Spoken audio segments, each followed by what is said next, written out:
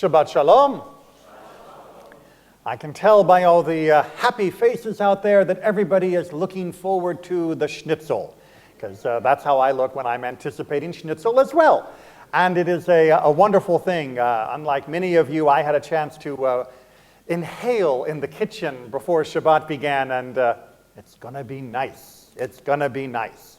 But that means I have to ask you the hard question. If so many of you love Schnitzel, why don't you have Schnitzel every night? Why not? It's a lot of work, right? It's a lot of work. It's not exactly something you can just throw into the microwave. It is something that takes a great deal of effort. Now, you could go to a restaurant. There are a few around that will give you a kosher Schnitzel. It's going to get a little pricey if you start doing that every night of the week. But you could do it on your own. But honestly, is it really more work for us to make a Schnitzel at home than it was for our ancestors to make a Schnitzel at home? Because Schnitzel did not begin as a restaurant food. Schnitzel began as a home-cooked meal. So why could they, with wood-burning stoves and with all of the other difficulties of the classic pre-modern world, why could they make a Schnitzel and we think it's too much trouble?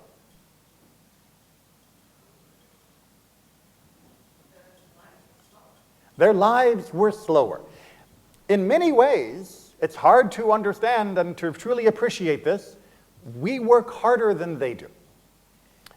It's, I know, a little bit difficult. We think of back-breaking labor of the farmers, of which the majority of people were for most of history, and they were up at sunup, and they would finish when the sun went down. That's great. How many of you are still working when the sun goes down?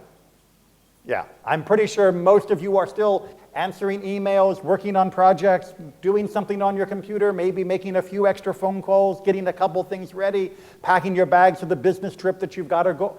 I'm sure that many of you work long past the time of day when our ancestors would have laid down their scythe and gone back to their family, their stove, and done what they needed to do. Additionally, if you are working from home, still work, but you are close to your stove, it's a lot easier to get that Schnitzel going. It's a lot easier to tend to some of that preparatory work while also handling all of the other duties that you might need at the home farm around the area. Not out in the back 40, but in the areas right next to the farm. How many of you commute for more than 15, 20, 30 minutes a day, maybe each way? I think the average commute in the United States now is up to about 45 minutes each way for the average person. That's an hour and a half out of your life every single day that you could be using to make Schnitzel. Honestly, if I were to stretch the day and give you an extra free hour and a half, do you think you could come up with the ability to put a Schnitzel on the stove? Yeah, that wouldn't be so bad. That might just work. We come to Shabbat each week, and the seventh day is just met with a rush to the finish line, and we are physically, and we are emotionally, and we are mentally exhausted in different ways than our ancestors. They had huge difficulties, obviously, but we sometimes feel guilty in acknowledging the exhaustion that we feel in the modern world, since in many physical ways they had it rougher. But the body is not just a mechanical machine. It is also something that can suffer from the stressors of life. And that means that we sometimes don't get the Schnitzel we want. That sometimes we don't feel like we have that opportunity. Unless we have volunteers working like dogs in the other room to prepare everything so that we can all have a beautiful Schnitzel when we walk in. But that is a little bit of an incentive. Because look how many people, I'm not asking for a show of hands on this, came to services tonight because there was a promise of Schnitzel in the next room. Yeah, I'm not asking for the show of hands, it's okay. Right? It's you can be honest in your heart that if there hadn't been a Schnitzel, you wouldn't have been sitting in this room. And don't worry, I'm not trying to hold it hostage. You'll get it, it's okay. But why is that? Because honestly, I'm going to make you think better of yourselves, those of you that are coming for the food, that you didn't just come for the food. Because you could have gotten this food somewhere else. We serve this, what, once a year, maybe twice if we're very, very lucky, and we beg our volunteers hard enough. You could find a way to make a schnitzel once or twice a year for yourself. You could find a way to go down to Kosher Grill and get a schnitzel and have that once a year as well. Most of us could swing that once a year. You don't have to come to services.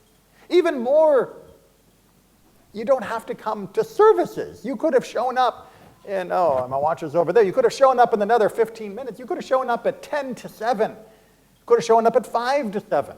Walked straight in, sat down to dinner. And yet you chose to come for this. Is this just an appetizer? Of course not. You actually are using that to give you a justification for being here. And I know that because you are here, not waiting to go into there like you could have done just sitting in your car killing time until dinner was served. But we feel better when we come here before the dinner. And I'm willing to hazard a guess that deep inside, if you are truly honest with yourself, it's not actually just the dinner that's going to make you feel good about Shabbat tonight. It will have been singing together. It will have been sitting with family and seeing friends. It will be this that makes that taste better rather than that making this bearable. But we don't always come, do we? We don't normally get quite this many people on an average Friday night. And we say, oh, well, it's because we didn't have a dinner. But again, I don't think you all came here just for the dinner. What you need to do is uncouple these two in your mind. You do not need a Schnitzel excuse to come to Shabbat services. And you will enjoy Shabbat with or without the dinner that's going to be served. In fact, you will enjoy it so much if you just give yourself the opportunity to come. Give yourself a chance to come with no other reason, just to be with other people, with your family, with your friends, to sit together, to pray, to sing, to hear a little sermon from the rabbi, to maybe ask him some hard questions afterwards, to just schmooze, that wonderful Yiddish word. It is better than anything we're going to serve, and that is not to take away from the work of our volunteers. But whatever we are going to have on Shabbat, it is the camaraderie of Shabbat that truly makes this time special.